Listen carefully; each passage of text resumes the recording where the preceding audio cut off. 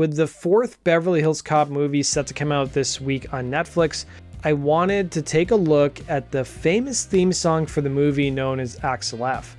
While it's arguably one of the most iconic movie themes of all time and was inescapable during the 80s, it almost never made it into the film, and the composer behind it thought he would get fired from the project. Some of it, of course, had to do with the fact that he'd already composed several themes that were rejected, and one of the film's producers had a pretty serious drug issue, making him pretty volatile when it came to making decisions on set. The 1984 movie Beverly Hills Cop followed Eddie Murphy's character Axel Foley from Detroit to Beverly Hills to solve the murder of a close friend.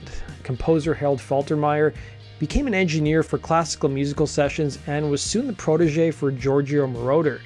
Eventually, Faltermeyer would go off on his own and work with the likes of Billy Idol, Bonnie Tyler, and Patti LaBelle, to name a few. Movie producers Don Simpson and Jerry Bruckheimer would produce some of the biggest blockbusters of the 80s and 90s. Beverly Hills Cop, of course, Top Gun, Bad Boys, Crimson Tide, and my personal favorite, 1996's The Rock. Faltermeyer would be enlisted to work on the soundtrack for Beverly Hills Cop.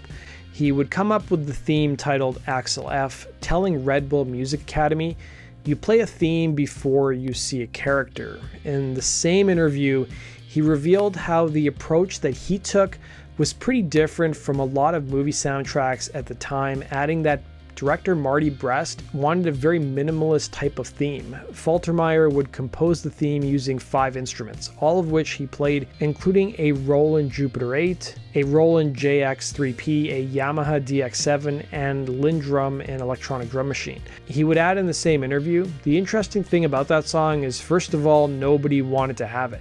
I got close to the fact of getting fired from the movie because I tried several different themes.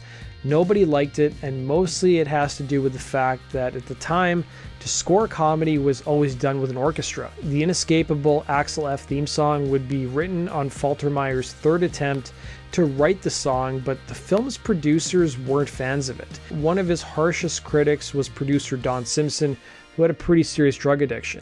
Faltermeyer would remark to Red Bull Music Academy how Simpson's opinion could change minute to minute. One minute you were his favorite person, and the next minute you'd be fired, recalling, "I'm writing the third one, and of course when you don't succeed and when you don't get what they want, everybody gets nervous. I played the first couple bars of Axel F, and I see Bruckheimer look at Simpson, Simpson look at Bruckheimer, then the editor Billy Weber said, 'Nah, it doesn't work.' It was like a situation where you were against the walls." But it would be director Marty Brest who stepped in and spoke up that he liked the Axel F composition and thought it was exactly what the movie needed. What may surprise you is that the Axel F theme was never written as a complete track.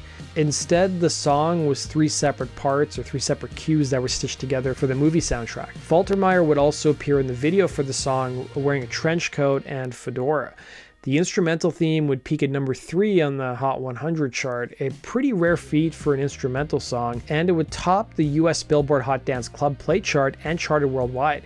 The song has since been covered numerous times over the years, with the best known cover coming in 2005 by Crazy Frog, which was an international hit.